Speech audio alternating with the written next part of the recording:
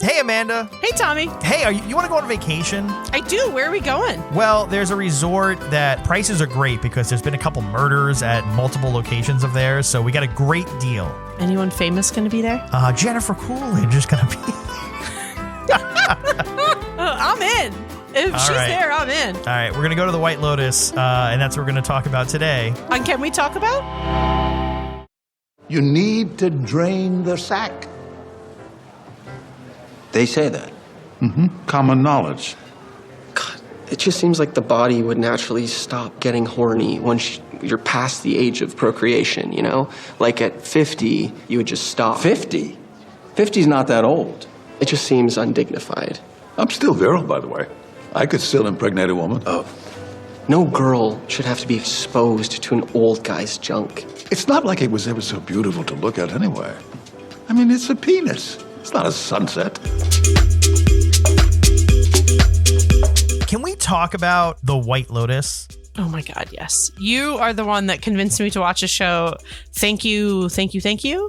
Well, what's funny too is I was not going to be in on this show. I was, as we've talked about in the past, I'm the kind of person that if it gets too mainstream and popular, I shun it. Like, it's just like, too many people are talking about it. There's too many opinions and things.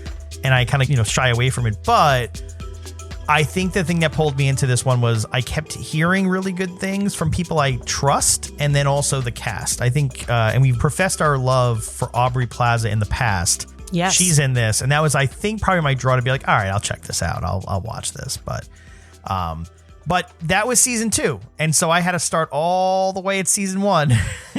Jennifer Coolidge wasn't a selling point for you. I love her. I do. I know I love Jennifer Coolidge, but even like season 1, I wasn't really sure what to expect. And we've kind of already said this off the air, but I'll say it now. And I think this is the vibe and feeling amongst everyone, which is season 2 is much better than season 1. Doesn't mean season 1 was bad. It just was.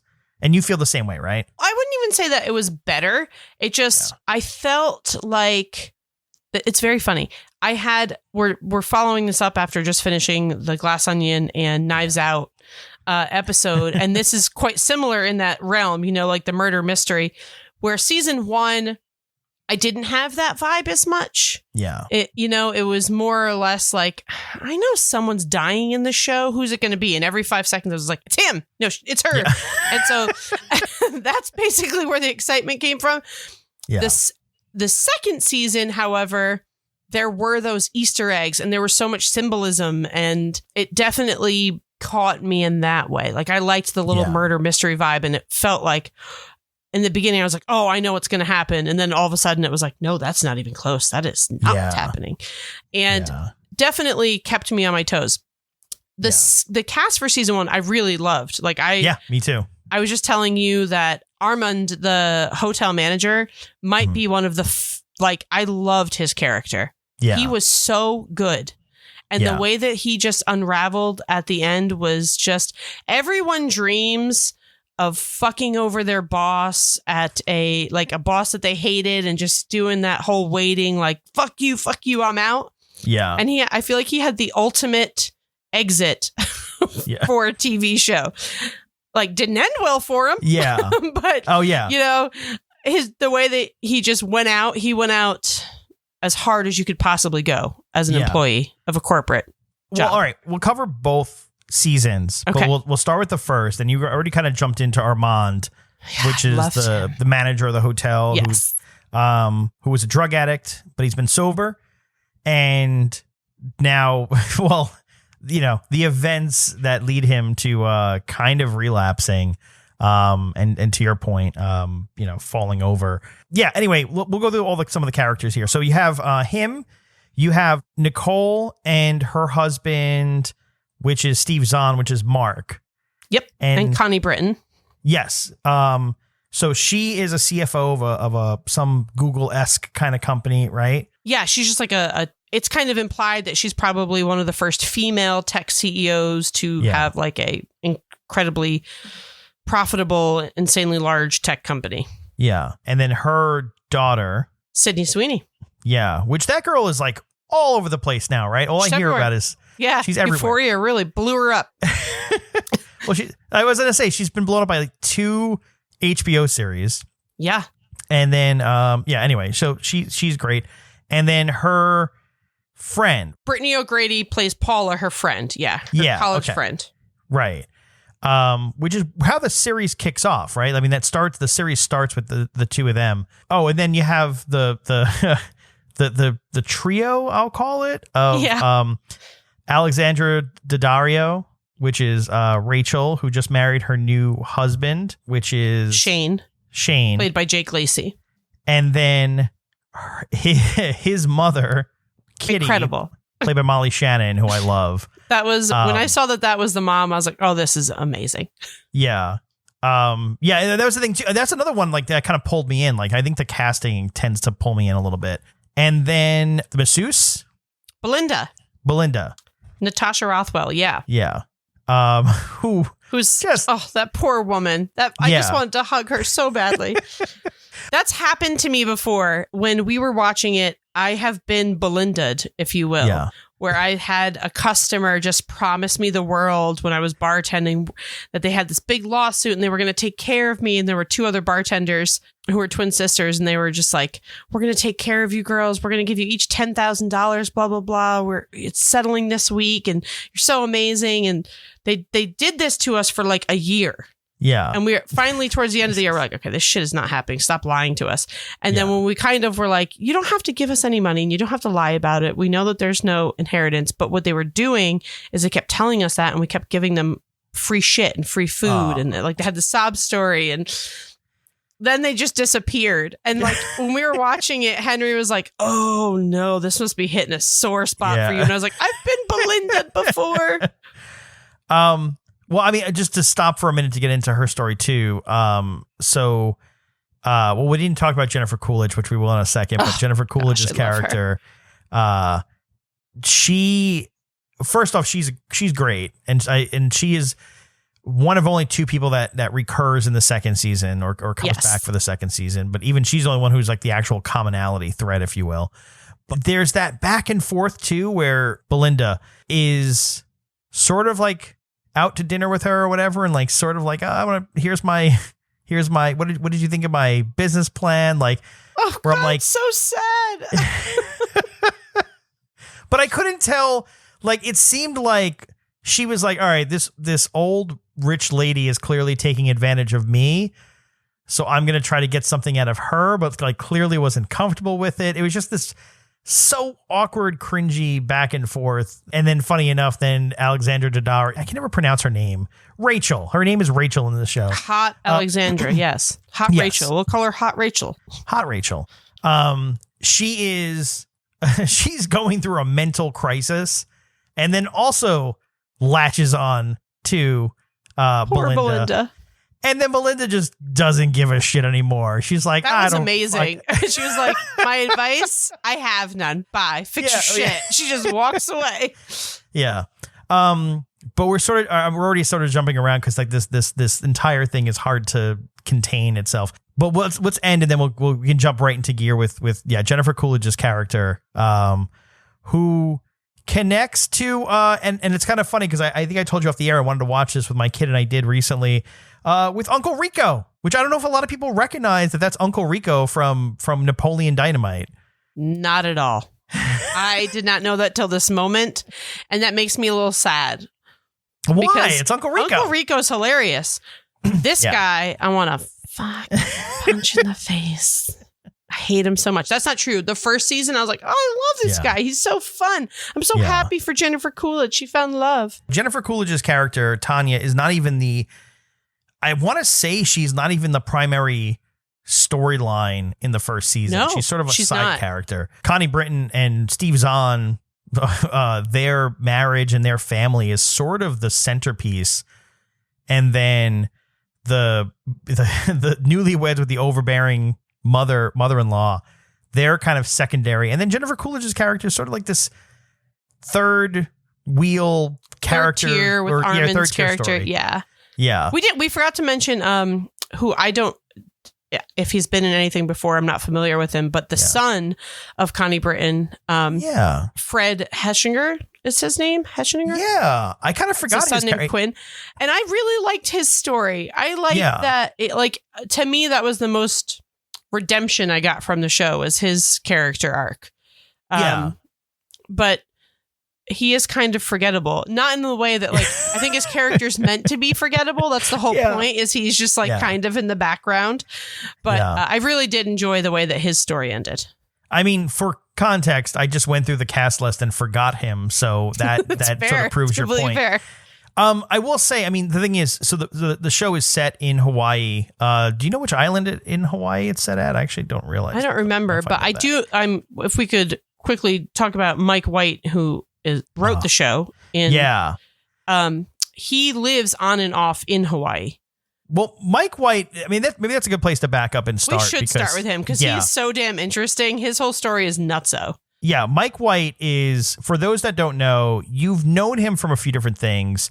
He then created, like, he was an actor and then went on to start writing and doing some stuff behind the scenes.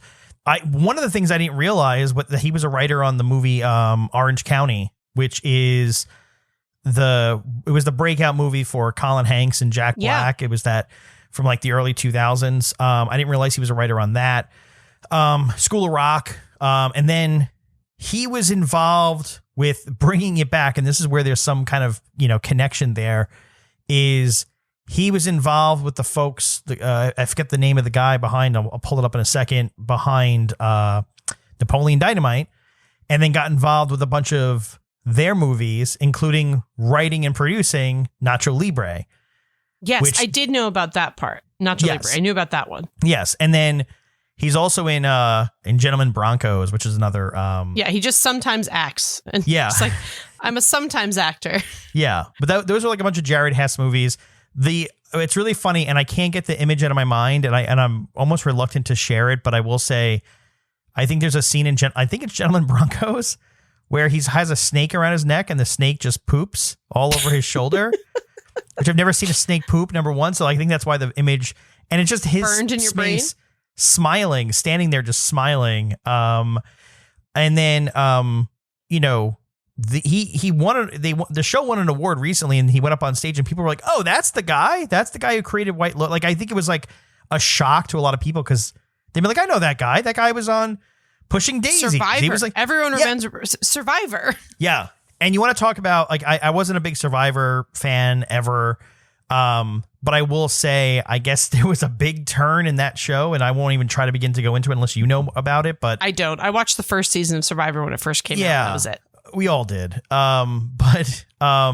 This dude went on Celebrity Survivor. Was it even a Celebrity Survivor or just a regular Survivor? I don't know. He went on Survivor and lived on an island and did all the fun, Survivor-y things. But dude is talented. And then, so anyway, beyond this, he also is responsible for Enlightened, which was another kind of under the radar HBO show that lasted a couple seasons.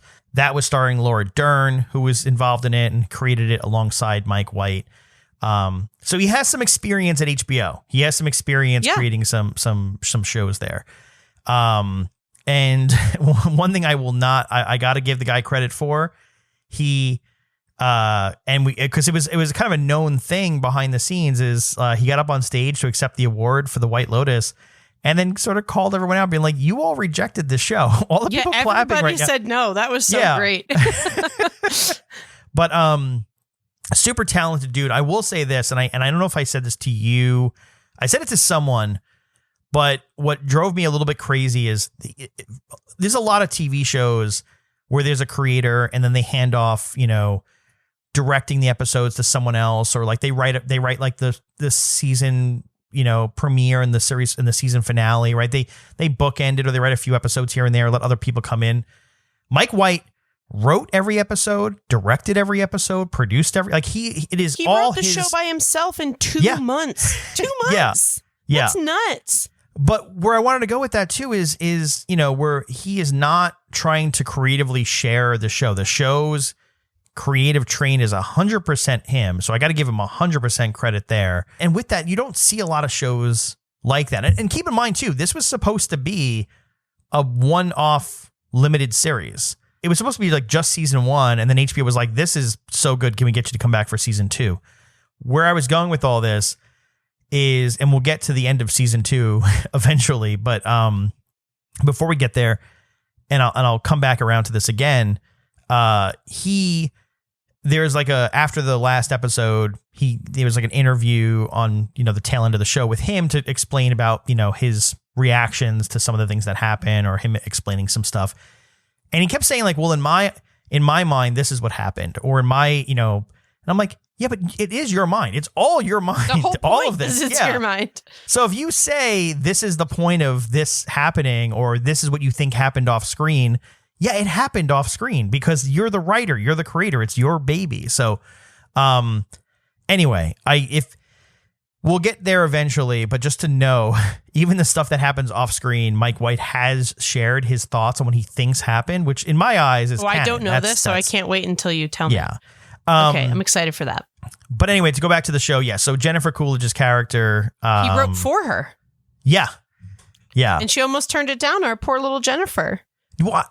Did she almost turn it down? Yeah, because she was super depressed during COVID. Oh. And she said she was really just surrounded by the negativity of losing people and during lockdown. And she's like, I was just at home eating pizza and ice cream for 8 months solid, and I felt awful. And he could sense that she was pretty reluctant and trying to back out of it, because she's like, she's like the funniest person. She's like, I'm very vain, and I didn't like how I looked, and I didn't want to be on camera. Yeah. And she said in an interview that he texted her one night and said, are you afraid of doing this? And she was like, a little. And he was like, well, too bad, because I'm going to create a really safe space for you where you're going to like love playing this character. Yeah. And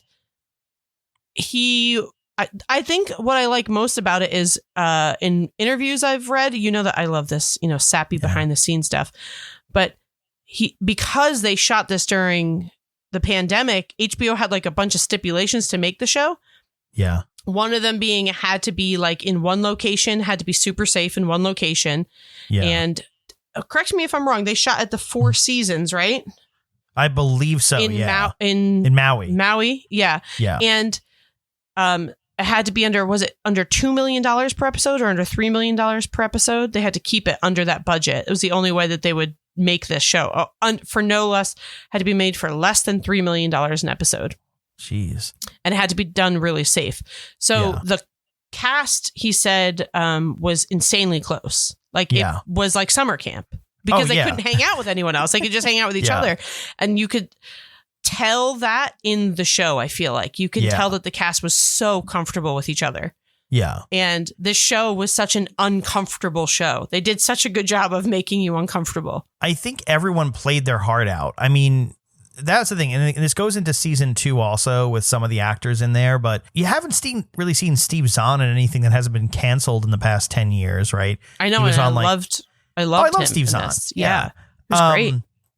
And so, I mean, that's the thing too. Like Connie Britton too, like she's been in, I think you even said, what was the show that wasn't she on Nashville or?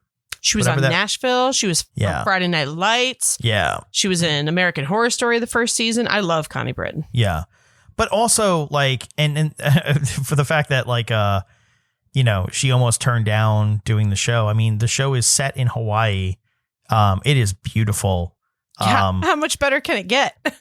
Well, funny enough, and this isn't what you're supposed to feel, although I think that's sort of part of the way the show is written, is it's a juxtaposition between this beautiful paradise and then just like drama and chaos and, like murder, obviously.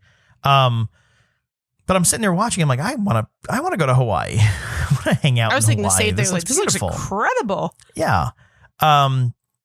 But I think, the way the show goes and like everyone acts their heart out. I got to give them a lot of credit. There is no one phoning it in, especially Jennifer Coolidge, who, and even reading her Wikipedia page, right? Everything is like, oh yeah, her breakout was in American Pie. And I'm like, was it though? Like she was in other things before that.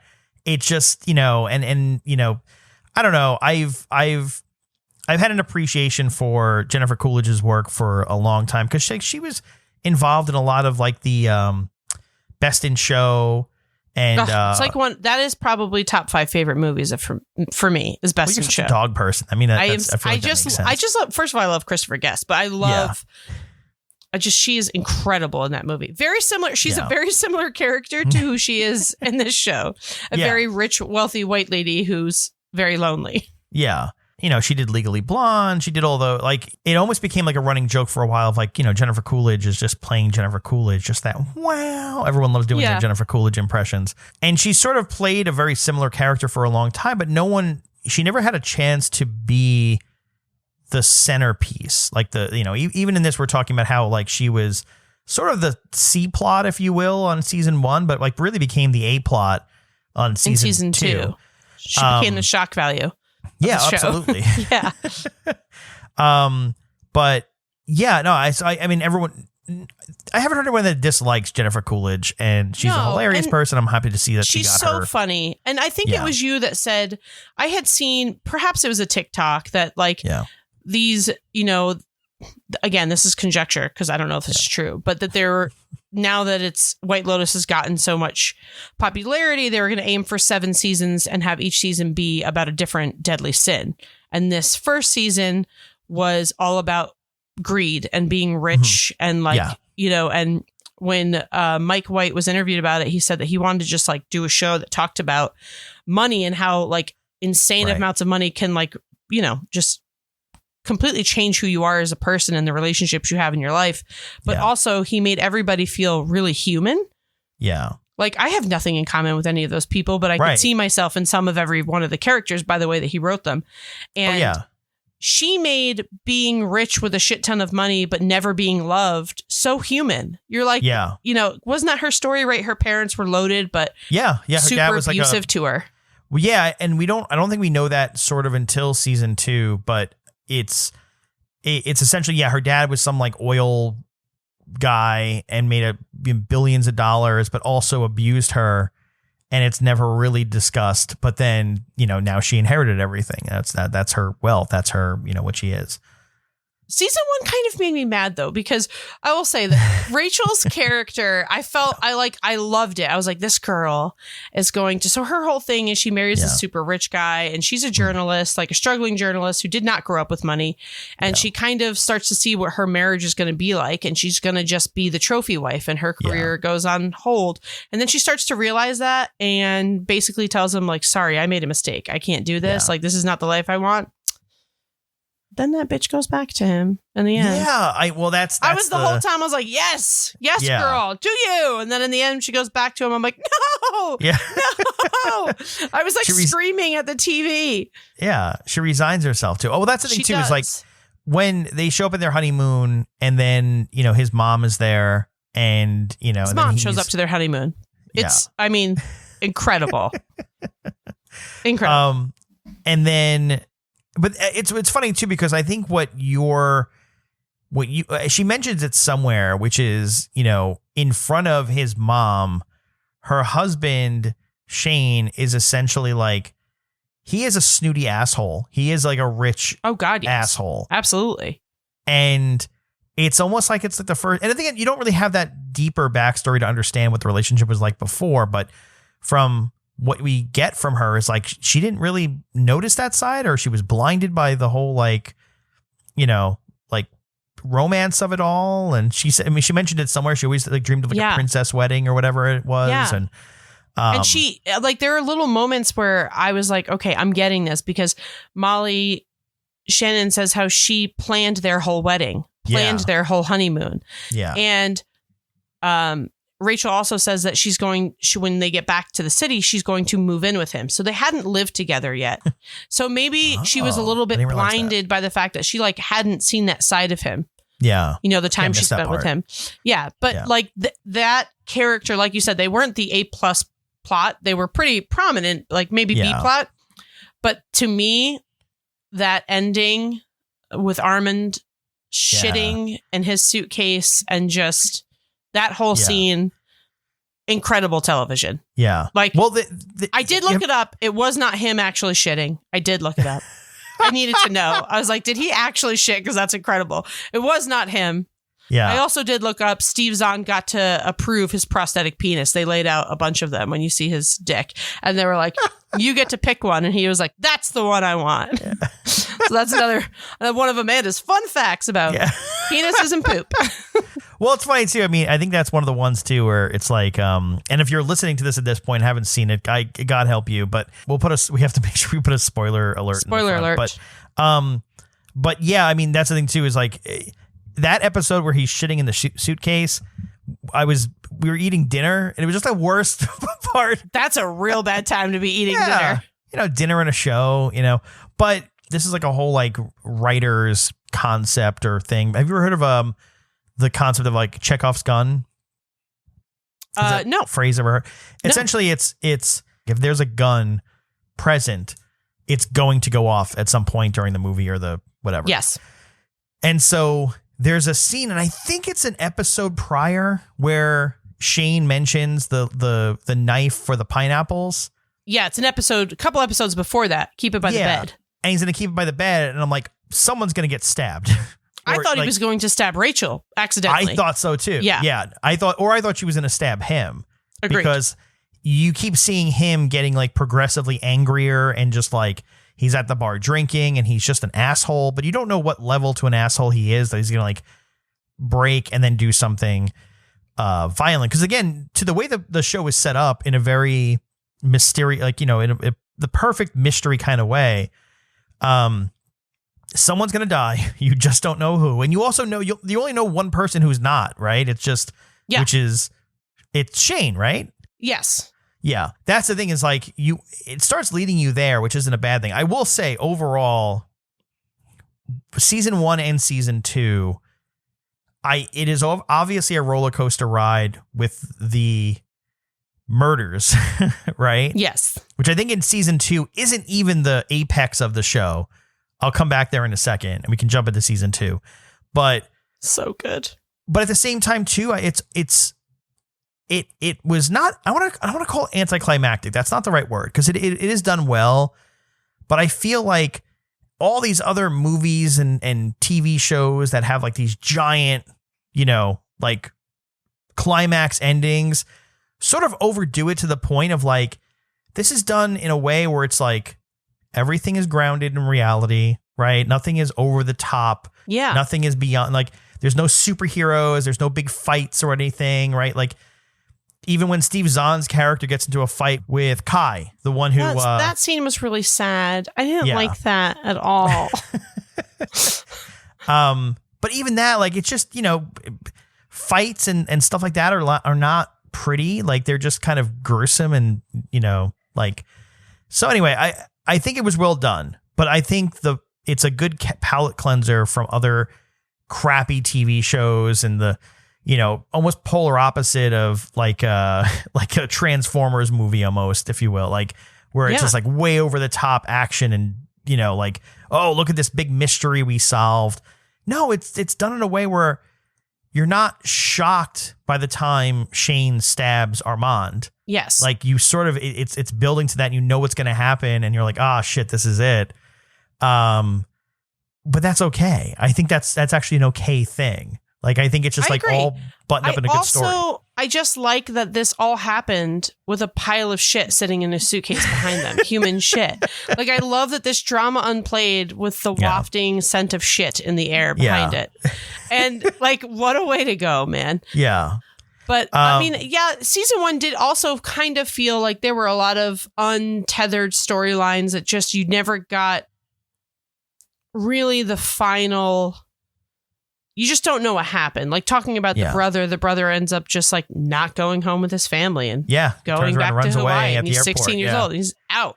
And like Sydney Sweeney and her little friend there, you know, like their friendship, like it seems like, okay, maybe they're good. But there's just so many storylines that felt unfinished. And I'm sure that was the point. You know, all these people, they go on with their lives. This is just a vacation with a really good story, but it also is the ridiculousness of when you have that much money, how ridiculous your life can be. And then the next day you're just like, well, I have to go back home to my finance office. Yeah. Well, no big deal. Someone got murdered. It brings up a point that I want to ask you about because it's something that sort of pisses me off. It gets a big emotional reaction out of me. Okay. I'm on Reddit a lot. I don't know if we've talked about social media in general. I tend to move towards social media that I don't know people on it. You know, they're just all strangers sharing stuff, TikTok and Reddit and things like that. But on Reddit, I follow a lot of TV shows for, subreddits for TV shows that I like. And there's always people popping up to be like, what do you think this person is doing today? Or like, what do you think happened after this? It's like, no, but that's the thing. It's up to your own, like, it's up to your interpretation. It's not like, oh, here's the real answer. Like, you know, when the son runs away, when Quinn runs away at the gate, yeah, you're supposed to interpret it the way you want. Like, you're supposed to interpret it like, all right, like he either sinks or swims. He goes off and he has a better life, and there's nothing to, you know, because he comes there and he doesn't have his phone, right? He's like addicted to his phone and his Nintendo Switch and loses them both. Yeah. And then now all of a sudden he discovers like, wow, like, you know, just like there's that scene of him on the boat rowing with the other, like the guys from Hawaii. That's so cathartic. That's like, wow, like that simple it's just beautiful. Beauty of like, it's just like, I'm sure he's doing that probably because that's what the story leads you to believe, exist right? In his world back home. Yeah. So, and it's the same thing to your point with like Rachel and Shane's relationship. Like you find out right there that Rachel resigns herself to like, I'm she's troubled the whole time with I don't want to be a trophy wife, but then goes back and just says, all right, I guess I'm going to be a trophy wife now. Like that's, there's nothing and so, yeah, I mean, those stories, especially like the way those wrap up. And then you're also, which we can now use this as a segue. Jennifer Coolidge's character, Tanya, runs off with Greg. She finds love with Greg. Uncle Rico. Who I loved in season 1. I truly loved. I was like, oh, yeah, this is great. And in season 2, in the first 10 minutes, I was like, fuck this guy. I did not like him immediately. Well, that's what I wanted to ask too. Sorry. So we can get into season 2. And I've seen theories about this. This is the one where I'm like, and again, it's more of a question of not what do you think, but it's also like us comparing notes on like, did I miss something? Okay. Is it laid out in a way where you in season 1 have reason to believe that Greg is only sort of like wooing Tanya to like do something, or does it just open with season 2 being like, I've fucking had enough of this woman and I need out? Season 2 felt to me in the beginning like Tanya had entered a state of like, we're truly seeing her outlandish behavior, how needy she is, like everything she said she was in season 1, but season 1 made her so endearing that you were like, oh, she deserves love. She deserves this. Yeah. And at the end of season 1, you find out that Greg is dying from cancer, right? Right, yeah. Is it cancer or something? Like he's dying. They never say it, right? But he just says, I have health issues. Yeah, and like, something along those lines. So like you kind of pick up what he's putting down. It's like, this guy's not going to make it. So he's going to have fun. He's like, I'm here to have fun. Right. You want to have fun? Let's have fun. Yeah. Season 2, you find out that they've now gotten married, and that's kind of how it opens. And immediately you can feel that he is just done with her. He is over her shit. He is over her hysterics. But she's so endearing to you in season 1 that in season 2, no matter how ridiculous she is, you just feel so freaking sad for her. Yeah. And her relationship with her assistant, Portia, I think also makes her just so, I don't know. Like my immediate visceral reaction to Greg in season 2 was like, oh, fuck this guy. He got with her because of the money. And then don't you find out pretty early on that her money got him the right doctors, that he is no longer dying? Yeah, well, that was the right. thing. Okay. Yeah, it's something to that effect. And again, it's never spoon fed to you, which again is something I like about the show. The other thing too, and this is where I'm like, this show is such a palate cleanser, is the show doesn't try to. I have to just get used to, especially when we get to season 3, is the show doesn't try to lie to you. You know how a lot of shows will try to be like, someone's on a secret phone call, be like, oh, I'm going to take care of it. And it's like, oh no, they're up to no good. And it's like, and then, at the end, they become the victim. It's like, no, I was planning a surprise party. Like, like, you know, this is like any character that shows anything where it's like, oh, that's suspicious. It's because they're suspicious. So there's no one who ever shows you a little bit of like, there might be reason to suspect them of something and then diverts away from that and says, okay, actually, no, we sort of tricked you a little bit and that person was actually fine.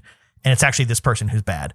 Every person who shows up that you're like, this is very suspect is suspect. very suspect. Yes. And you're right. And to the point when there's like stuff that happens, which I'll get to in a second, that I'm like, holy shit, I didn't even believe that. I didn't believe what we were being led to until I saw it. And I think that's what's good about the show is it's subverting your expectations of typical mysteries and dramas that exist on TV and movies. And that's what I love about this. Like Mike White is subverting our expectations and cleansing our palate from crappy and poorly written and cliche he's like, movies and you TV hate shows. this guy? Yeah, you fucking hate this guy. He sucks. And so, like, now that we're talking about season 2 is set in Sicily. Which I want to go to now, by the way. I don't know about you, but like I want to go on the White Lotus tour. Yeah. So season 2 is set in Sicily, and if we're following that same, like, it's a 7 deadly sin, the second season is all about lust. It is, right? The whole season is about lust and fucking. That's what season 2 is all about.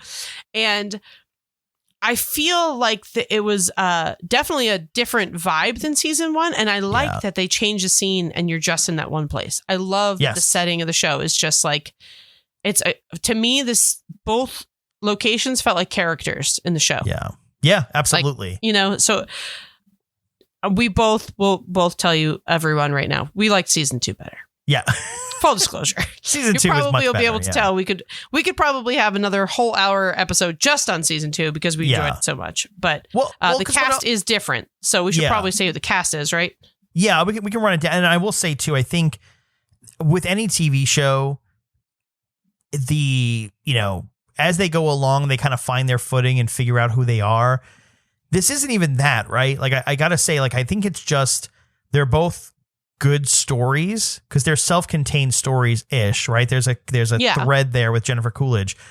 But they're so well done that I'm just like, it's not like season 2 is better than season 1 because of any faults of season 1. No, not at all. It was just a better story. Like it was just like, it happened to be an improved upon story that was like better than, and you can't even, it's apples to oranges really. Because again, it's the only similarity is, well, there's Jennifer Coolidge, and then that there's a murder, and then we jump back a week earlier to when people arrived at the resort to figure out then who's going to die. And this opens up, and then there are multiple bodies, and the only person, and again, just like season 1, the only person is not one of the victims is Daphne, right? Daphne, played by Megan Fahey. So she's so good in this. Yeah. She's great. You don't know if you love her or hate her the entire time, but I just know I'm like, I still don't know. Good for her. Like, good for you, girl, getting your own. Well, and all right, we got to get diving. That is the A storyline, right? For sure. That is the A storyline, which is Daphne and her husband, Cameron, and then Audrey Plaza's character, Harper. Yep. And then her husband, Ethan. Yes. So has Ethan ever been in anything before? I've never seen him before. I have never seen that guy in anything. But I think that was the point of him, is he's supposed to be like just a face. Yeah. Like nothing you've ever seen before, no one you know. Yeah. Well, that was the thing too. I mean, a lot of these shows, like there's people which I'll get to because again, I want to get to. I think Michael Imperiola, his character with his father and his son. God, his father great. Was so good. Yeah. So good. So that's F. Murray Abraham, which pause for fun fact is I love fun facts. He was on another show from the guys who do It's Always Sunny, or some of the people from Always Sunny, called Mythic Quest, which is on Apple TV Plus. Yes. He was a part of season 1, and I think season 2. And then all of a sudden he abruptly left the show. And there wasn't a lot of conversation about why he left the show. There was like sort of like rumblings about like, oh, why did he get kicked off the show? Did he leave the show? Was it him? Was it them? And then he shows up on this and everyone's like, Oh yeah, now I know why he wanted to leave the show. Yeah. He had the opportunity to like jump on the train for the wildly successful White Lotus series. So what is he going to choose? The Apple TV Plus show that is sort of, it's not anywhere near Severance or the Newsroom or the morning show, whatever. But anyway, yeah, so they're sort of the B-ish. But I don't know. This doesn't feel as clear cut as season 1, where it's like, this is the A, this is the B. Almost, like the first few episodes, it's clearly Aubrey Plaza, Theo James. Yeah. Like that whole storyline, which... Oh man, that's I have another opinions. one. I have thoughts. I have opinions and thoughts. I will tell you that I love to like call things right away when I see them, so that at the end, if it happens, I can be like, "I told you." Yeah. And with Theo James and Aubrey Plaza, you could cut their sexual tension with a knife within the first like scene they had together. Like I could feel it. I was like, "Oh, she fucking hates him. They are gonna fuck." And like that was just where my brain went immediately. Yeah. And I tried to, like because of the first season, I was like, "Don't count your chickens because this could really get wild." Yeah. And I will say Theo James was incredible. Yeah. In this show. Like you hated him from square one and you just continued to hate him more and more and really hate him. Yeah. But a character I was really surprised with is the girl that plays Portia. I have never seen her in anything before, but she was incredible. She was one of my favorites. She was incredible. Yeah. Just her storyline. Haley Lou Richardson. Yeah. Yeah. She apparently. Are you talking about with which person? Portia, the assistant to Jennifer Coolidge. Oh yes, I'm sorry. I was thinking of Valentina, who was the manager. She was great. Yeah. No, we'll get back to her. Yeah, the assistant. Man, the way she treated Michael Imperiola's son was really sad. Poor Albie. Oh man, played by Adam DeMarco. Poor Albie. What a nice guy. That was like the epitome of nice guys finish last storyline. It was so sad. But man, but let me tell you, like that was the thing. First off, I was, and I feel like my wife wouldn't tell me the truth either way, but I was just like, which guy would you pick? Like if I already know the answer and I'm not proud of it. Oh no. Like me in my young 20s, I know I did that. I know the story in my head. I know that I did that to someone at least once. And adult me in my 30s would be like, no, pick Albie. He's so sweet. You'd go for Jack, is what you're saying. I know I would. Run off with Jack. But no, she did him dirty. Like it wasn't even like. It was awful. It was so, I felt, when you watch something, you get secondhand embarrassment or like secondhand cringe. The scene where Albie is holding her seat for her and he looks up and she is just full on kissing. And I'm like, my heart hurt. I felt embarrassed. I wanted to change the channel. Like I couldn't I was like, oh my God. Yeah. But, Adam DeMarco, Albie is. And what's funny too is like you'd almost expect it from like, oh, he's like a young teenager or like he's 19 or something. He is a Stanford graduate, right? So who is so intelligent. What a damn feminist. The way that he sets his Italian father and grandfather straight. I don't think you could write a better man as a husband or partner in life. Yeah. Like he was just so sweet, intelligent, lovely, and just that poor boy. What to bring it to that lineage? How did you feel about? Because it was something else I caught there, by the way, and I'll bring it up in a second. But what did you think of Michael Imperiola's character? That was Dominic. That was his father. His father, who clearly has a sex addiction and was cheating on his mom, left, right, and center. Right. Those characters that they're so poignant in your brain for something else. Yeah. That they come on screen. And I felt like I was watching The Sopranos during your storyline, and which I don't hate. Don't get me wrong. Yeah. I loved F. Murray Abraham in this. I just loved, he was great. He was the Italian chauvinistic grandfather.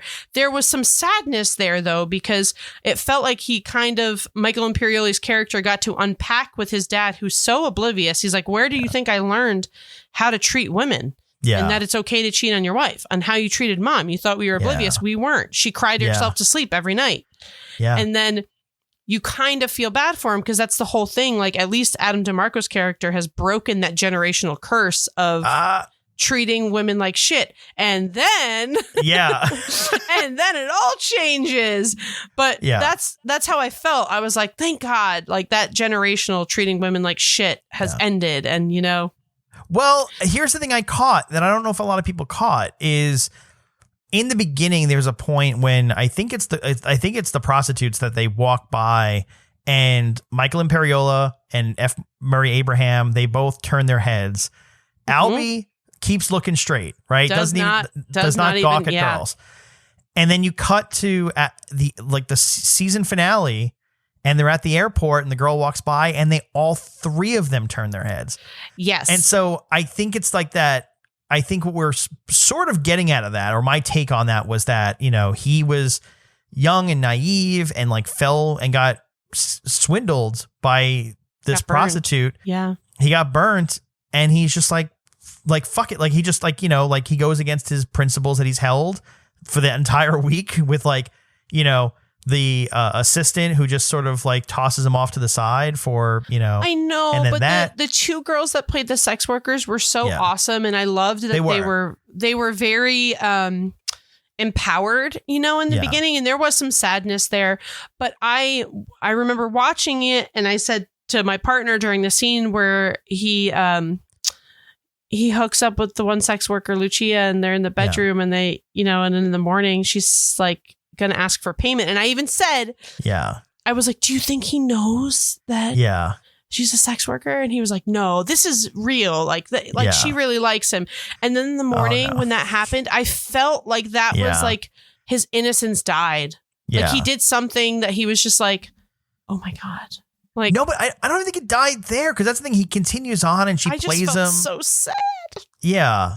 But the thing is, I think, because he still tries to keep up the like, hey, I'm gonna be the white knight, the whole time. That's very true. Yeah, no, that's a great point. He does he continues to pursue hanging out with her, and regardless of what she expects from him, he's enjoying her company. Right. And you're right, he does try to be the savior for who he thinks is her pimp. Yeah. Well, because again, it goes to my point of like, the show doesn't lie to you or doesn't lead you on, because the whole time when the guy's chasing her and she's like, oh, that's essentially her pimp, right? Yeah. You're like, oh, is she trying to swindle him? Or is this real, or is this fake? And it's like, nope, it is absolutely fake. Like, she is absolutely swindling him. Like, it's what you believe.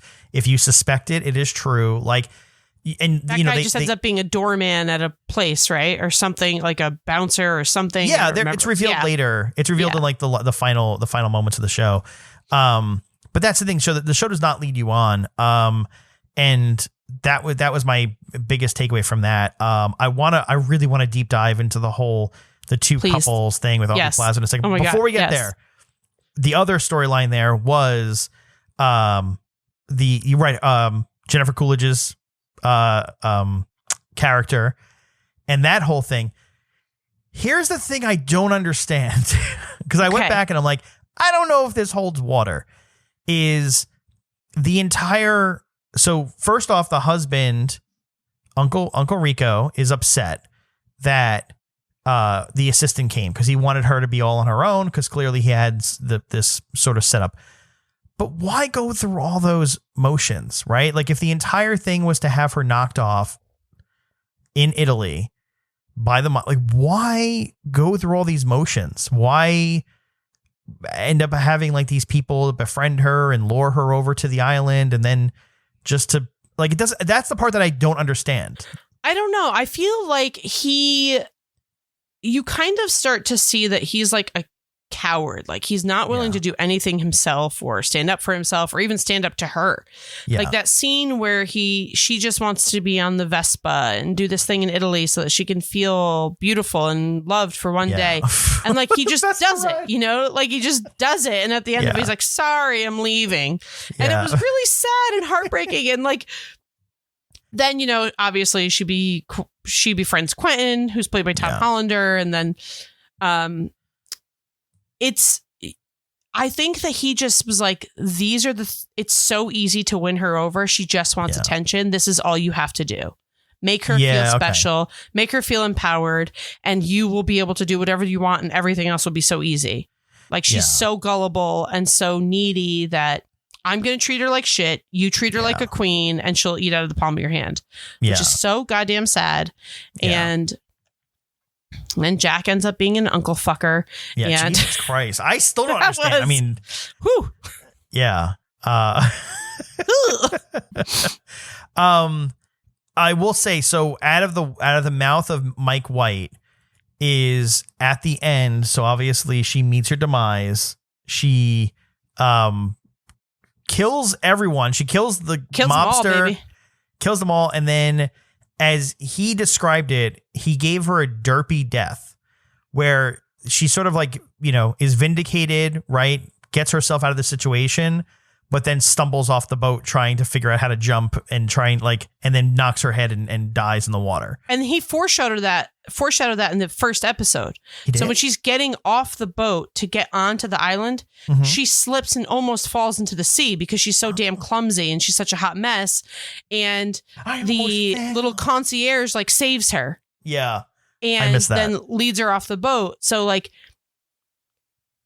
it's very funny because he kind of, you know, shows like cool. she came in on the yacht, she went out on the yacht, and both times she could have died. And poor girl. I like he did her dirty, but also in the same way, like very fitting for who her character was. You know, like I don't like that it's kind of looming. Like, does piece of shit Greg get her money now? But they signed the prenup, and then yes, and he was okay. I sort of have a pseudo answer here. Is Mike White, in describing what to expect for season 3, sort of alluded to the fact that we should be expecting that's first off, season 3 is supposed to be about death, right? Okay. Or like, well, you know the 7 deadly sins better than I do. I don't know, the mortality or something like that. I don't know. I know that's not a sin. But it's supposed to be about death. And apparently we're going to meet up with Uncle Rico again, wherever this takes place. God, I hope he dies awfully. Yeah. And it's supposed to be something more spiritual. So I think they were leaning towards Asia or India as being the next setting for the show. But, you know, it'd probably be like the Maldives or something like that. You know, like it'll be something where he does show back up. We connect again to him. And I would assume, with his love for Jennifer Coolidge, she will get her comeuppance in the next season there. So I hope so. Yeah. A few other loose ends that I got from some interviews with Mike White also. Her assistant, you're sort of like, well, what happens to her next? Does she say anything? Nope. She's scared out of her goddamn mind and just goes back to America like she's told, and then Poor just girl was fucked to begin with in her head, and now she's going home even worse. Yeah, and she could have been going home with a relationship with Albie. You know, that screwed that up. Albie. Yeah. Oh man, you know. Now, did you know about the artwork in the characters' rooms? No, I mean, I read an article about this. Yeah, I was gonna say just what it's explained. Yeah, in so the show, but the artwork in the characters' rooms, they tell something about each character. Like in Albie's room, there's a painting of the martyr of Saint Sebastian. Yeah. And that's to show, like, you know, our poor boy. He's just, you know, feels like, you know, he's kind of, I don't know if the audience does it or Albie does it. He paints himself as a martyr.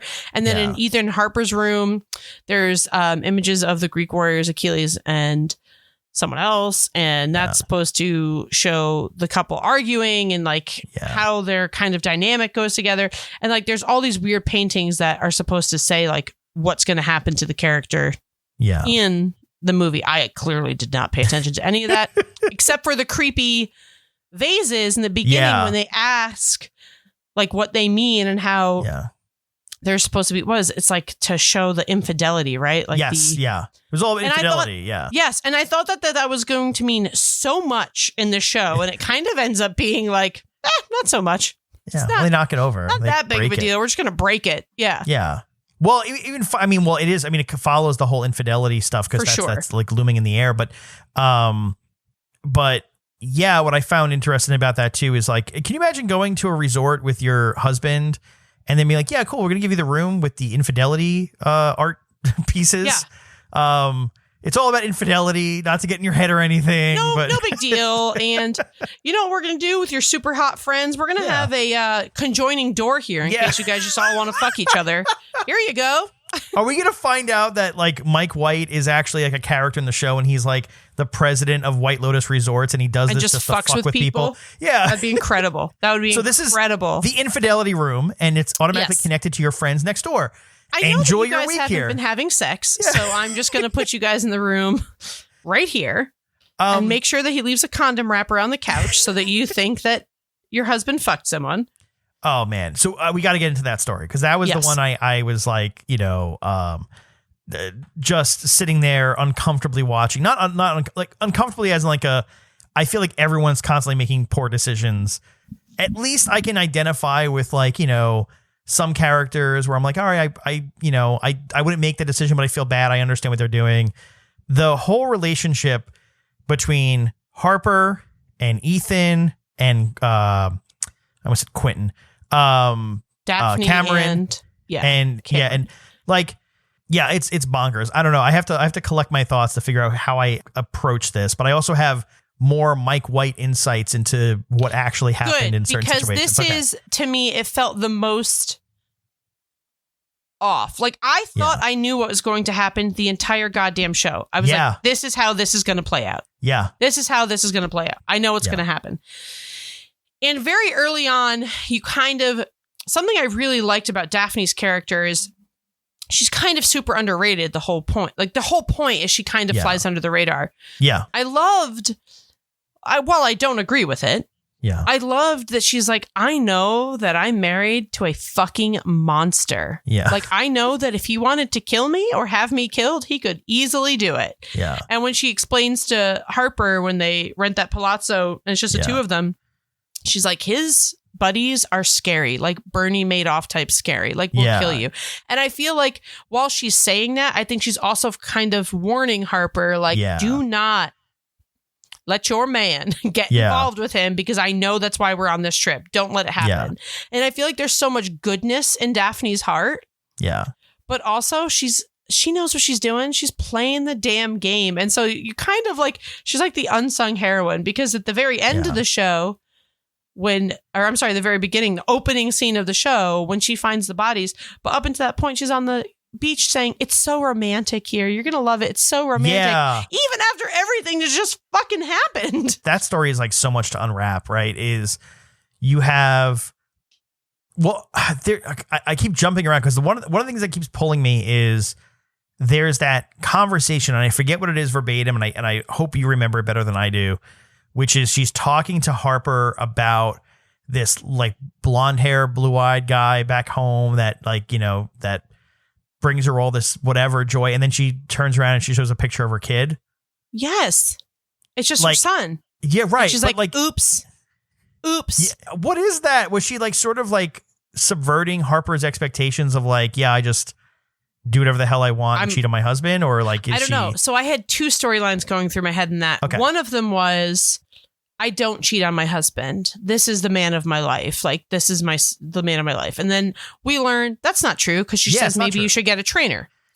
Yeah. But then I think she's telling Harper, I have this blonde-haired, blue-eyed, amazing man that I fuck whenever I want. Here's a picture of my son. And would you look at that? He's blonde hair and blue-eyed. So that's my son's father. Okay. Yeah. That's what I thought. That's what I thought too. And I couldn't figure out where she was going with that.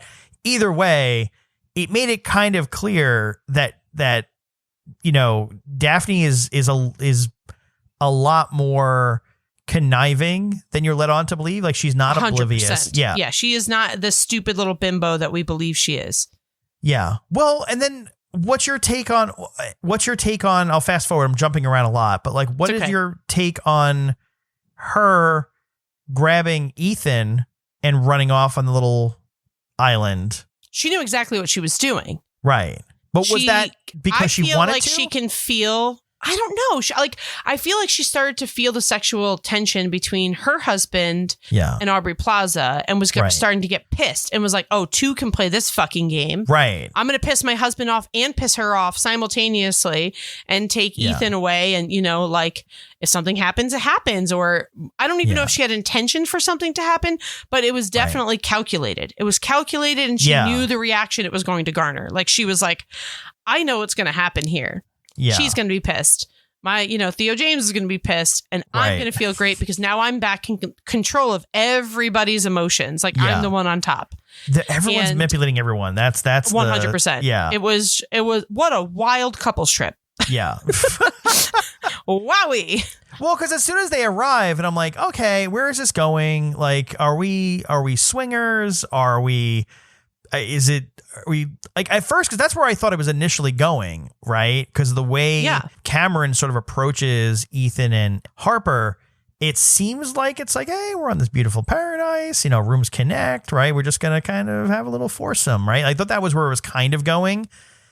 Not into like the whole infidelity where like, you're screwing my wife and I'm screwing your wife. Like, I'll cut to the chase here because one of the answers I sort of got from Mike White's interview was, what did Harper do with Cameron?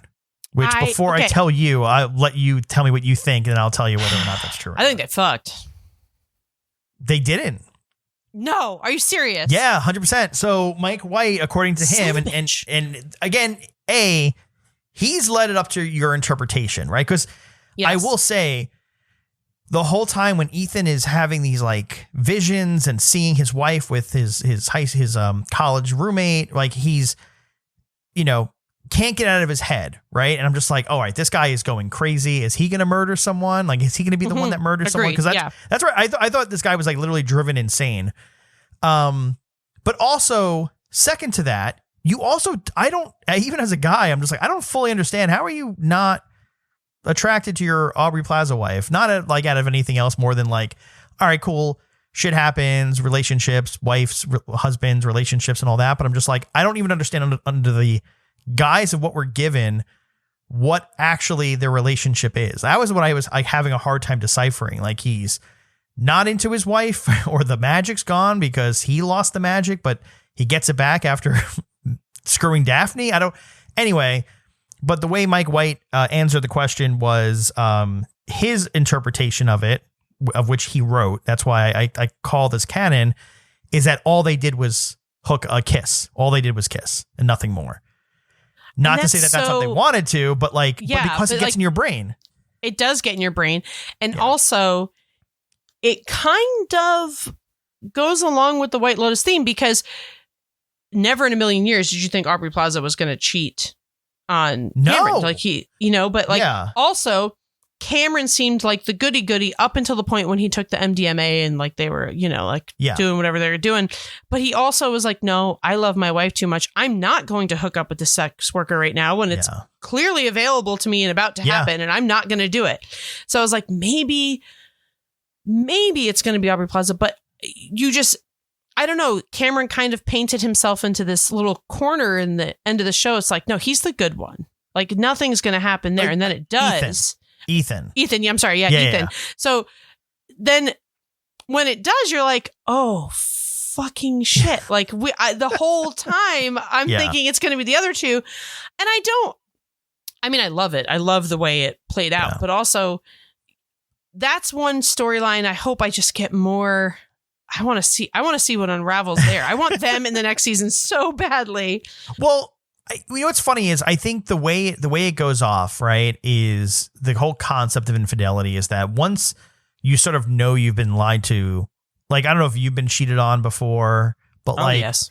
But like, that's the thing is like, once you sort of get an inkling of like, oh, I was like, once you know a little bit and you know that you were deceived a little bit, it opens up doubt about everything else. And so I think the reason it's not explicitly telling you, or there's not a scene that actually shows what happened, and like to Mike White's point, is like he thinks all that did happen was they hooked up, but you're left to believe maybe there was more, and that belief is what would eat away at your significant other if they know a little bit like, oh, we just hooked up. did you only just hook up? I don't know. Like, it's going to linger and fester for whatever. And like, whatever happens post show, that relationship is fucked, right? Like him going off. Like, yes, 100%. They're going to end up breaking up. Absolutely. Yeah. Right. Absolutely. Worst vacation ever. Hands down. Hands down. Yeah. And the fact that they break that stupid infidelity creepy head while they're banging, finally. Yeah. You know, when Ethan because they both cheated at that point. They both cheated. So they break it. But to me, it's just like, obviously a little bit symbolic, but I don't know. It's not that I disliked that storyline. I felt like it needed to happen that way to make the show the way it was. But also at the end of it, it's like, who wins? There's no one at the end of that situation where you're like, who's the good guy here? Nobody's the good guy. Nobody's the good guy, but it seems like guys. It seemed like Cameron won because he got everything he wanted. And that's what pisses me off. Because like you don't want the bad guy to get everything he wants. And then second to that, out of that foursome, Aubrey Plaza is leading the charge the whole time because you know what Cameron wants. You know what Daphne wants. You kind of know what Ethan wants, even though like there's nothing he really wants. If anything, he doesn't even know what he wants. Right? He's like, you know, jerking off to rich. Yeah. Jerking off to porn, newly rich, not banging his wife. And then his wife's like, oh, cool. You want to like have sex right now? He's Let's like, no. do it right now. Like, then what the hell? What do you want? Okay. Like, what do you want or not want? The only person who's sort of swayed in any direction is Aubrey Plaza's character. She's the only person who gets actually like moved around by other people's wants or needs or desires. And that's what makes it that little plot amongst those four people the most interesting to me, because you actually get to see, you know, one person wanting a thing and then everyone else kind of, or like three people wanting something and then one person sort of deciding the fate for the entire group based on her reactions. Because again, at some point, this is the only part that I wasn't really clear about. Is like, what the hell swayed her eventually, right? Because like she was like, Cameron's a creep. He's a like this like douchey dude. Honestly, I feel like it was the fact that she couldn't get it out of her head that Ethan cheated on her while she was freaking held hostage. Yeah. And she was like, fuck you. You're willing to do that to me? Okay. I'm going to do the absolute. What's the absolute worst thing I could do to you? Oh, it's hook up with the person that you know I hate the most. Like if I'm going to do this, it's clearly because I just want to say screw you the most. Yeah. Why the hell did he agree to this vacation anyway? Why did he go there? No idea. I got to be honest with you, though. I would still go to Sicily if super rich people wanted to take me, even if I hated them. Sorry. Even if the other couple is going to make you and your husband question your relationship, like you're just going to put it through those paces. I don't know. I can be pretty angry and scary, so I don't know. I don't know if I would have let as much slide as she did. Yeah. And that was the other thing too, is like the entire time I think I'm on my seat and or at the edge of my seat, because in a lot of situations, right? The same thing with like Albie with Lucia, is there's a lot of situations where it's like, oh no, this person is in danger. This person is in a situation where someone's trying to manipulate them, or, you know, and you get that, like, you know, your hairs in the back of your neck kind of stand up kind of thing, where it's just like, oh no, this person's in danger. Like they're being led astray. Or like, even when Aubrey Plaza's character is taken off to that other town, who's the name I forget, with Daphne, like, I'm just like, oh no, like they're manipulating her. Like they're keeping her, like they're, to your point, you said it right. Kidnapping. He kidnapped her. But I also felt like when that first happened, I was like, oh, we explained why he, you know, she like plays the games with Cameron. I was like, oh, Cameron and Daphne must have planned this so that he could get Ethan alone, so that he could get Ethan to agree to work with his company, so that he could get control of it. Like, I thought there were much more cahoots there than there were. Yeah. And it ended up being more about the relationship dynamic between Daphne and Cameron than Cameron and Daphne working against Ethan. But I don't know. To me, that was definitely the star of the show, but it was the most frustrating storyline. Yeah. But I also feel like probably because we've all kind of been the Aubrey Plaza, where we've all been in a relationship and been like, oh, you're meaning to tell me the condom in the couch of our hotel room didn't belong to you on the night that I randomly got taken to another town? As if you and your college buddy didn't plan this? Yeah. There was also no chemistry between those two the whole time, where I'm like, how are we supposed to believe these two fell in love? And they're both young, where it's like, I don't know how long ago these people got together, but there seems to be no chemistry whatsoever. Like, at least Cameron and his wife Daphne, like they have chemistry. We see them personally together in their room, sort of like, giggling and having fun with each other. Yeah. Yeah. But isn't that funny that like they had chemistry, so we thought, but their relationship was shit. And before they got there, it seemed like they were more roommates and friends than a relationship for Ethan and Aubrey Plaza's character. But yet they were the ones that had the most solid relationship coming to the resort. Yeah. And how quickly that can change. Yeah.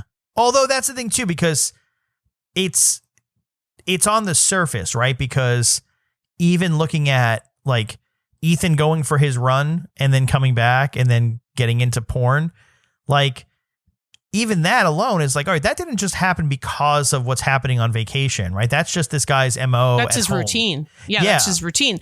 And I also just want to point out that he was so fucking gross and sweaty and then just laid on their clean bed after running without showering. And I looked at my partner, I was like, I would fucking kill you if you did. That is disgusting.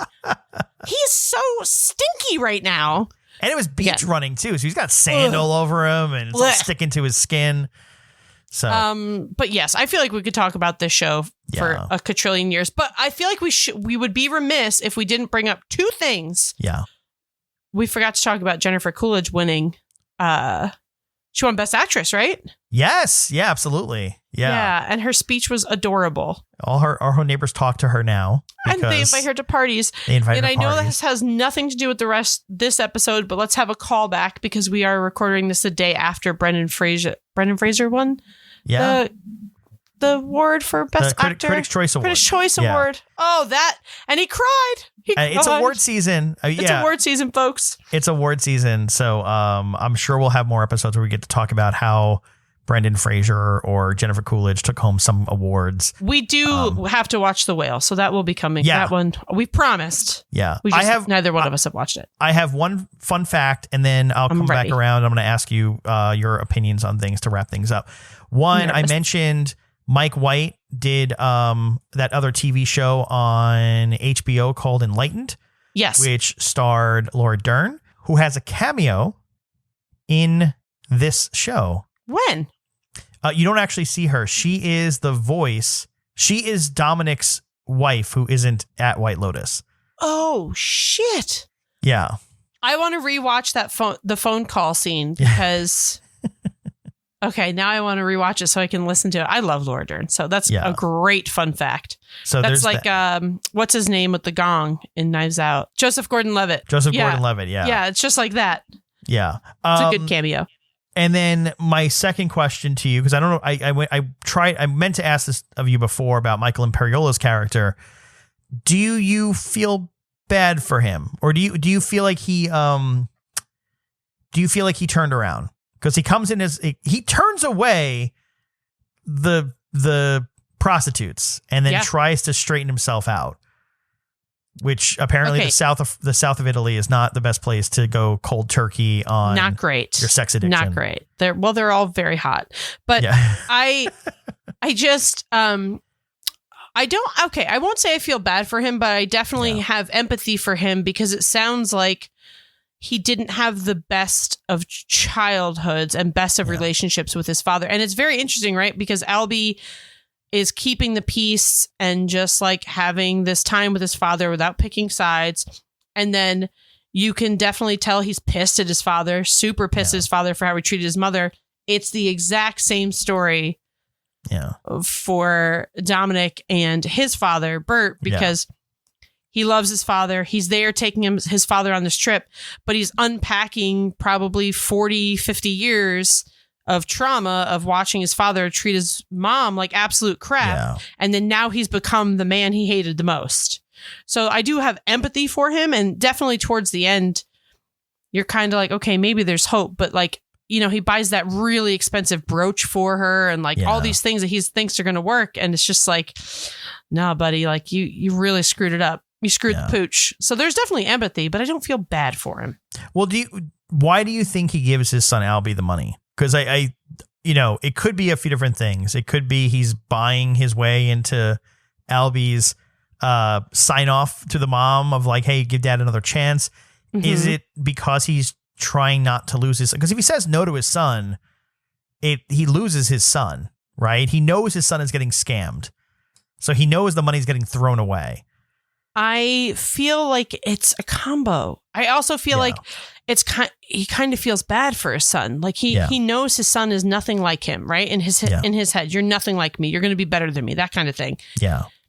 And then he's seeing this moment where he's like, oh shit, maybe there is more of me in him and more of my father in me than I realized. Yeah. So it's definitely, I think he's kind of buying a little love there, but also there's more maybe empathy coming from him to be like, I know what's happening here. I've been there and this is a slippery slope and I'm going to give you this money, but hope, again, maybe off camera, this is something he revisits and says, hey, what happened, in that situation? Don't become like your father. Yeah. Yeah. I think it starts off because there's a point there too, where he's pretty clear about the fact that he's like, if I give you the money, you'll do this for me. It's all that. And then that changes a little bit where I think by the time he actually does give Albie the money that he knows is going nowhere. It's going nowhere. It's sort of to like, because the other option, the way Albie approaches him about it too, is like, if he doesn't give his son the money, he's going to lose his son's respect and everything else, right? It's not even about very little his son may have left for him. Right. Yeah. Right. And so, because he's there, they're obviously at the airport together and clearly Albie knows he was scammed at the end. And so even after his father kind of told him, but his father still did it for him. And so now on the plane ride back to LA, they get to sulk in, like dad was right kind of thing, but let me do it anyway, versus telling him no, where he would have ran off and got scammed and, also lost his father. So I think and it's it's a tough spot. I think it's also a little bit manipulative on Albie's part. Like you don't blame the kid. He's super pissed at his dad, but also at the same time, it's like, he's going to give you the money for many reasons. Yeah. He wants you to put in a good word with your mom. Right. And you're also basically saying like, give me this money or you're dead to me. Yeah. So again, at the end, that Albie character kind of comes full circle. He's not that sweet, innocent boy that he came to Italy as. He's leaving a little bit different, a little bit more like his dad and grandfather than he started.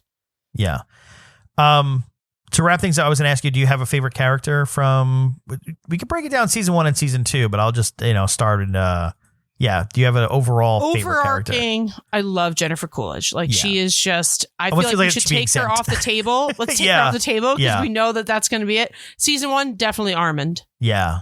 Hands down. I thought he was just incredible. He was so good. He was just not a face I'm very familiar with and just killed it. I mean, his character is incredible. Season 2 is kind of hard for me because I liked Bert's character a lot and like a cute level. Like I just feel like he played that perverted grandpa perfectly. But Portia to me was probably my favorite character of season 2. Yeah. Portia? Yeah, I really liked her. Yeah. I was mad at her, but I did like her character. What? Well, the thing is about her character, we didn't really get into her as much, but I will say I was almost annoyed with her because there were so many things that happened. I'm like, how are you this oblivious? Like, how are you letting this happen to yourself? How are you sort of, not like when her phone disappeared, but she was able to get Jack's phone. Why didn't you try calling your phone and figuring out what the phone was? Or I just feel like she was searching for so much on this trip. Like she really thought that she was going to have like the trip of a lifetime. This, like she's on the phone with her friend in the beginning. Yeah. She's going to have this Italian adventure. And she sees Jack as like, this is my Italian adventure. This is what I wanted. I wanted to get railed by some hot Italian dude, even though he's not Italian. No, but like from Essex. She's in Italy. Yeah. He's from Essex. And I felt like she, as a person, is just searching for something to fill whatever void is inside of her. You can tell she's a very depressed person. Yeah. And all these things were happening to her, and they were happening so quickly that I feel like her decision-making skills were gone out the window. She was like overjoyed to be in the situation that she was in. She was like getting love bombed by him, and she was just taking it all in. Yeah. Who are your favorites?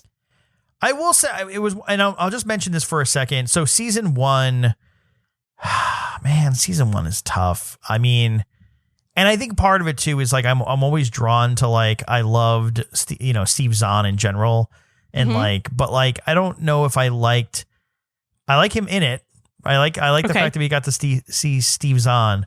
I think, I don't know. I will say I think not, and I like the character, but like as far as like played well and everything, I think Shane and that character is so like just dynamic, and he's all over the place, and he's such a shitty person. You just love to hate him. Yeah. Yeah, you love to hate him. Exactly. I think that's fair. I mean, Molly Shannon probably my favorite just because she's so reminiscent of mother characters that I'm like, yeah, no, she plays that perfectly. So I'll say she killed it. Yeah. Love to hate him, but Shane, and then love how accurate is Molly Shannon as Kitty.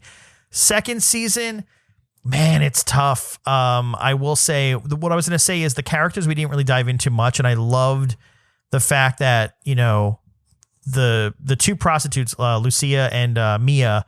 We didn't really talk about Mia, and I love her story arc is like she just wants to be a singer. And whereas I think the juxtaposition between Lucia sort of hustling her way through things like to make money and all that versus Mia, who does try to hustle a little bit, but then once she has kind of the opportunity, to almost kill someone with Viagra. Yes. That's not Viagra. But her relationship with Valentina, where they sort of find each other and they both are looking for something. I think it's a really beautiful story. And I think Valentina, who is like this older woman who's literally like, she's a lesbian, never been with another woman, right? Almost afraid to explore her sexuality. Throws herself into her work. Yeah. Like the fact that Mia unwraps her a little bit on her birthday, where she's, also like the worker there that she's sort of been eyeing and crushing on, turns out buys a present for. Yeah, she buys her the little what do you call it? The little pin. Starfish brooch, starfish. Yeah. Well, it turns out she's engaged to the other dude who works there that Valentina's always, giving shit to. She's heartbroken. And then who's there is Mia, who is it for her own benefit? A little bit, but at the same time too, like because you see it after she gets the gig, after all that, she's clearly there and wants to be her friend. Yeah. And they found each other where they're both looking for something, and she needs this and she needs this. And so it's together. Probably the only beautiful storyline of second It really season. is. Yeah. Yeah. And it was just nice to sort of see Valentina, who's like, yeah, to your point, like buried in her work. Obviously she's like one of the first people we see in the first episode when, whenever when the murders happen and she's called to it, but also, has one of the best lines of the show that was improvised, which is when Jennifer Coolidge comes up and she says, I forget what the line is. I'm going to butcher it, but it's like something like, people say I'm like I remind them of a famous like character from American culture. And she's like, Peppa Pig. Yeah, that was so good. Apparently there was a bunch of lines that she just threw out there and improvised, and that was the one that landed the best. The Peppa Pig one, I laughed very hard. But just her delivery, I think Valentina, I won't try to pronounce her name. Even as an Italian, I can't pronounce it right. Sabrina, I'm not going to do it. But she was great. I thought I liked her character. I liked her comeuppance and her sort of, victory that she sort of finds herself in by befriending someone that she was just rolled her eyes at. And, I love that story. Agreed. Yeah. I don't know. I like that. For some reason, I thought that every other story was breaking my brain. Aubrey Plaza. No, I'm glad you brought that up because it falls under the radar, but it is really beautiful. Yeah. Yeah. And just this, and Mia getting to sing You know, and she's clearly better than the guy who was there before anyway. And she's actually talented. That scene was so funny. Yeah. In the little church. In the church. Like, and yeah. she's like, here you go, take 2. So, but yeah, she was trying to get her. Okay. So, and season 3 is going to be about death. So we've got that to look forward to. Yeah. I can't wait for all the death in season 3. Can't wait. That's what they're saying. They're saying it's going to look at Greg dies. And I think the quote is satirical and funny look at death and Eastern religion and spirituality. Okay, I'm and it's excited. supposed to be set in Asia, so we shall see. I'm excited. Yeah. So money, sex, overall, death. Glad I watched this. It's one of those things that when it first came out, I was definitely like, oh yeah, that sounds interesting. We should watch that. And then it just got bigger and bigger and bigger. Yeah. And then second season came out and it got bigger and bigger and bigger. And the cast really was the reason if I was going to watch it was because of the cast. Yeah. But I'm glad that I did because I really thoroughly enjoyed it a lot. I loved it. And I will say too, and I think this is a good way to put a bow on it, is I mentioned how the show almost had like the climax isn't this big unveil where you're like, oh, I can't believe X. Why is like, it's not that, right? I think this is one of those shows too that, again, the show doesn't lie to you. I got to give it a lot of credit for that. It doesn't try to persuade you into like, you know, setting your expectations up and then knocking them over just for the sake of like a shock. And there isn't a giant climax really, except I mean, the show sets you up. It is a mystery in the sense of like there are people dead or a person died. Who done it? Who is it? But then really it's just about the story. Like it is the journey. You can't just be like, oh, I just want to find out who did it. And then, you know, like that be it. To the point, like we talked about Glass Onion and Knives Out. You can just skip to the end and be like, oh, that's who did it? Cool, okay. Like, the journey is the fun part, but at the same time, it is all about the mystery. This show is not all about the mystery. And the fact that it's time boxed onto everyone is here for a 1-week resort vacation. I love it. Yeah. Like, it is time boxed in the sense of, like, that's where the characters are. That's how long they'll be here. That is it. They have an expiration date. And no one is on their home territory except for, you know, obviously Valentina in season 2. And then in season 1, it's Armand, who's your favorite. Which they're the only ones who are there and they're the help. So, I really liked it. I'm looking forward to the next one. Me too. Yeah. That was awesome. Yeah, that was cool. Fun time. And now I want to go to both the south of Italy. I literally was just about to say, I can't wait to find out where else I want to vacation after the 3rd season. I just want White Lotus take me. I honestly, as I'm watching it too, and especially since like, you know, season 2 sort of just aired, that's when I was like, oh man, I would like to go. That would be a cool vacation, but at the same time, you know, now it's going to be like very popular because of course. Yeah. Absolutely. So maybe now if I go to Maui from season 1, everyone's worried about going to Italy. They're going to Sicily. So yes, we'll wait. And then when everyone else is in whatever beautiful country in Asia that they choose, we'll be in Sicily. It's going to work out great. Yeah. You just got to, delay your White Lotus vacations. White Lotus tour, yeah. And remember, don't try to stay in the infidelity room. No, I don't know why it's there. That's a bad call. What hotel designer? I don't want it. Yeah, perfect for newlyweds. Actually, you know, it's funny. I'm surprised Molly Shannon's character didn't send her son and to Sicily to the infidelity room. So, all right. Well, it was fun. Good time. This was fun. It's good talking to you. Bye, guys. See you next time. Bye.